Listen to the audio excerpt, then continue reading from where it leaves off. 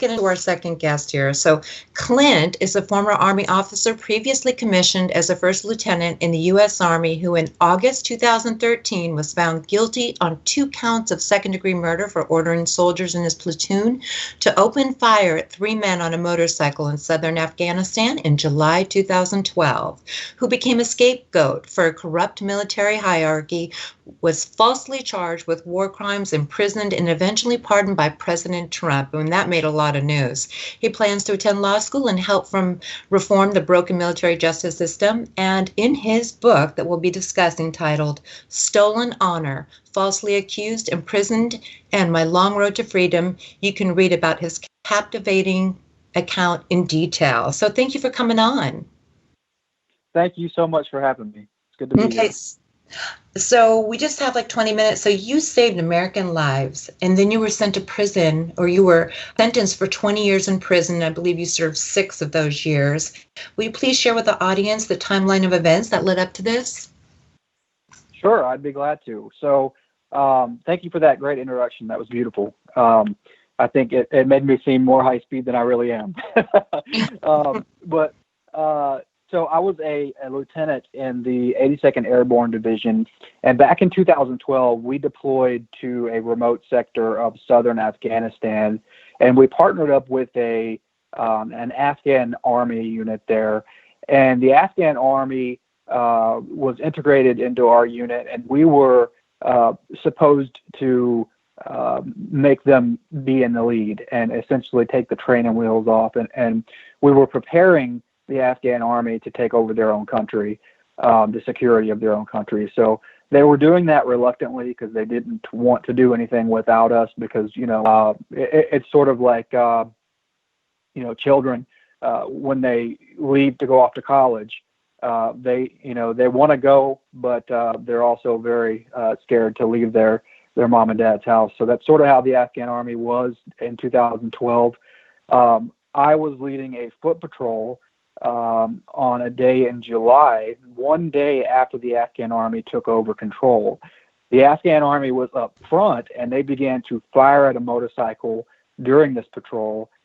This motorcycle was approaching our joint patrol, we had men who were exposed on a road as we were trying to cross it.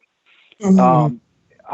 I could not see the threat at the time, because I was on the blind side of an obstacle, but I responded to what I was hearing on the radio and in real time, and I ordered my gun truck to take over firing and fire more heavy weapon system, and I ordered the Afghan Army to stop firing.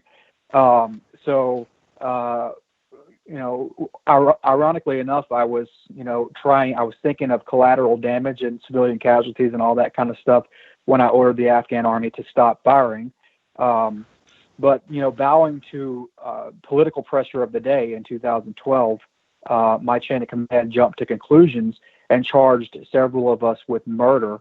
And I was ultimately court-martialed and sent to Fort Leavenworth for 20 years. Mm-hmm. What did you think when you were sentenced? What was going on with you? What was your reaction to it? Well, my attorney at the time was just a terrible litigant and just a terrible guy in terms of being an attorney. He promised us that I was going to be found guilty because it was a combat case. It was not a criminal case, but in the military justice system, that doesn't matter. So, now I know, I'm in law school now, as you said in the introduction, and now I know that as an attorney, you're not supposed to promise your client anything. But I had sort of got into that safe zone of my attorney, who's been doing this for decades, just, reassured me that I'm never going to jail. And then all of a sudden, bam, I went from being a free man to you turn around and put your hands behind your back. And so it was very much a shock to me and my family. It was just huge. It was like something exploded and just completely destroyed our lives. But the biggest thing to me, to answer your question more succinctly, is that I just could not fathom how a combat decision made during the heat of battle could be turned into a murder conviction. And so I think that was the most shocking thing of it all. Oh, I can only imagine. That just must have been quite frightening. I know Rick is joining us now, and I know he has a question, but I just wanted to ask you really quickly, how did Trump become aware of you? Because I know he pardoned you. I'd heard about you when he was speaking about you on one of the news stations. So how did that happen? Well, there's an organization called United American Patriots.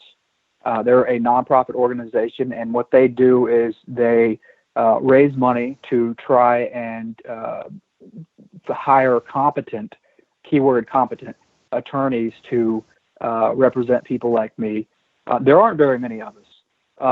But so United American Patriots, once they took hold of the case and they hired some really great attorneys. Those attorneys discovered and had the Army and the agencies actually cough up all the evidence that they had been sitting on all this time.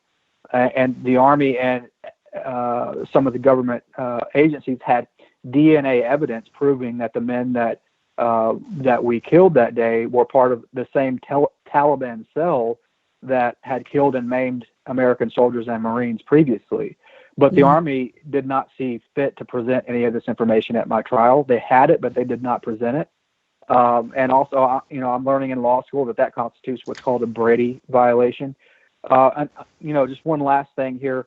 Also left out of my trial was video footage of the entire patrol from an overhead blimp system, and it showed very plainly Taliban setting in an ambush around us that day. All of that information was left out of my trial. The jury never saw any of that information, and I don't know why. I'm not a big conspiracy. I think it may just be the prosecutors rushed to try to do what President Obama wanted done, which was to appease the Afghan government. And we saw that in the Chief Eddie Gallagher trial last year, where the Navy rushed so quickly to try and put one of their own away that once they got on the witness stand, once they started calling witnesses up, one of the witnesses said, "He didn't do it, I did it." So here we have the United States Navy trying to put away a decorated Navy SEAL without even having done a full investigation yet. And so that's the kind of stuff that happens in the military justice system. And that's why I came to law school, and that's why I will fight as much as I possibly can to try and change this system. It just doesn't make any sense. Rick? Yeah, Clint, this is Rick Clay. I full disclosure here, I signed your petition, by the way. I was on one of your signators. Oh, thank you. You're welcome. I didn't really ever have the honor here to sit here and talk to you. But anyway, I reviewed. Now, I'll be honest with you. When I first signed that petition, I was very happy to. A little bit later, I was a little bit concerned because some of the things I was hearing from some of your patrolmates. Now, I was in Iraq from 2003 to 2009 on and off. I was a senior advisor to Bremer during those days, but I was always out in the field. And so I looked at, a lot of the information that was presented at your trial here. And so I'm very glad I signed your petition after I've reviewed this. And I looked at the SID intercepts and also listened to and looked at the LLVs, which is the low level voice intercepts. And I was always wondering, where do they get the LLVs from? Until you just made that statement about the blimps. Now, we deployed these blimps all over the place, and they were just packed with surveillance gear. And so I knew if there was an LLV intercept, there had to be some of the audio, video as well. And when I looked at the biometrics of the 3 different cells that were involved in your engagement, I was very, very surprised that the biometrics, they had the biometrics on all 7 of those guys. It wasn't just 1 or 2 of them; it was all 7 of them. And then on the other side of that, I looked what the TTPs. That's the Taliban tactics and procedures. And I looked at that and I compared that to what I saw in Iraq, and they were very, very similar. You made the right call here, Guy. And I'm not just saying that because you're a guest on the show, but you made it. So it was just beyond me. How in the world you ever got court-martialed? It didn't make sense to me, knowing the type of intercepts that's out there, particularly when you got the LLVs, you got the when you understand what the TTP is, you understand what the situation awareness is.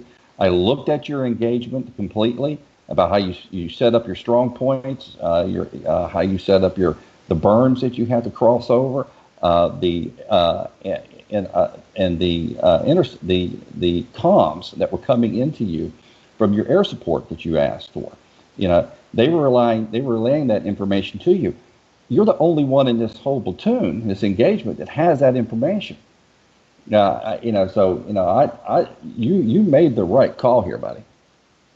Well, I appreciate that, Rick, and I appreciate your experience and service. And one of the things that I think you hit very very powerfully was the idea of perspective. The Washington Post and the New York Times, they've gone out and found these random people that were associated loosely with that platoon, and who want some sort of claim to fame, and they've interviewed them and called them experts, and some of them were not even there that day.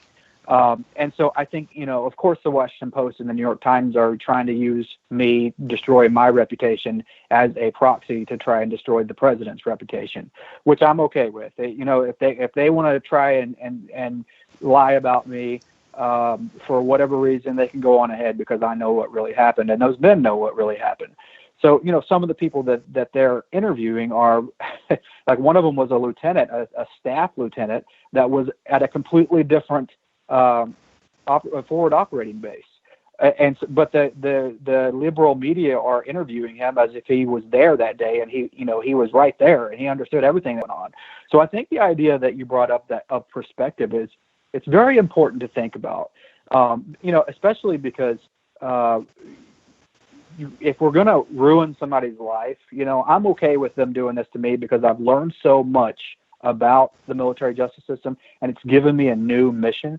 I have lost absolutely everything. I went to absolute, negative zero, below zero in terms of finances and everything. And I don't have any benefits or anything, and I lost retirement and everything. So I lost absolutely everything because of political correctness. But I stand behind my decision, and I always will, because I know that I was the only one there that had the perspective that I was supposed to have, that was designed to have. I was the platoon leader. I was supposed to be the guy monitoring battalions net, monitoring company net, and platoon net. I was the only one that was monitoring all three nets. I was the only one that was able to talk to the helicopters and my men on the ground, and are at another strong point. And so, I think perspective really matters. And to the actual person like you who has experience, you understand that. The problem is, though, Rick, and the problem really is that most Americans, they don't understand that. They've never been there. They don't understand all these nuances. And so when they read the New York Times and the Washington Post, they take the opportunity to contact me on social media and call me all kinds of names. I usually just ignore them or delete them. But I took the opportunity one night. There was one person who contacted me and in response to the Washington Post article that came out, and was saying all kinds of ridiculous things. And it was very clear to me that this person had never didn't have a clear command of the facts, and not even, to me, it didn't even look like they had read the entire article. And so I asked, I was like, where are you getting your facts from? And she responded with, well, I saw the Washington Post. I saw the headline, and I didn't have time to read the article. It was a long article. And so but she took the opportunity to seek me out on social media and call me a war criminal, and say that my children and their children will be ashamed for generations, and tell me all these terrible things when she has not one day of military service under her belt, no experience, and she's just reading some propaganda that she reads in the Washington Post and the New York Times. So I'll end with this. I think it's very important for us to consider the agendas of people who write things and put them on the internet. And I think, to me, it's frustrating to me, because I'm just trying to move forward with my life. But when I read something from the Washington Post or the New York Times, I think to myself, before I make a conclusion about it, I think, what's their agenda? Why are they writing this? And I do the same thing with Fox News. right? So I think that's something that we've sort of away with in the last, several years is sort of, stepping back and doing a reality check. And that's unfortunate, but it has a real profound effect on people like me, who was just trying to move forward in life.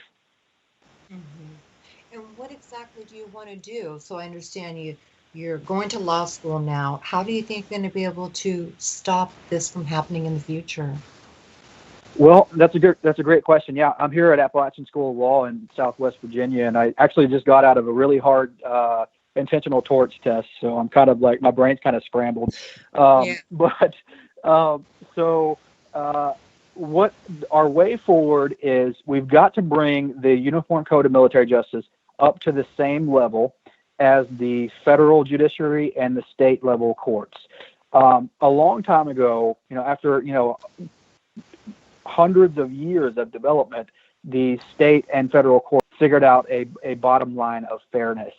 And the military justice system has not gotten there yet because there hasn't been enough impetus to get there. And by impetus, I mean congressional support to get there. And so when I was convicted and sent to Fort Leavenworth, one of the effects of that was that there were a couple of congressmen who looked at everything, as Rick just pointed out. They did their homework like Rick did, and they said, you know what, this is not going to happen. This is hogwash. We got to make sure this doesn't happen again.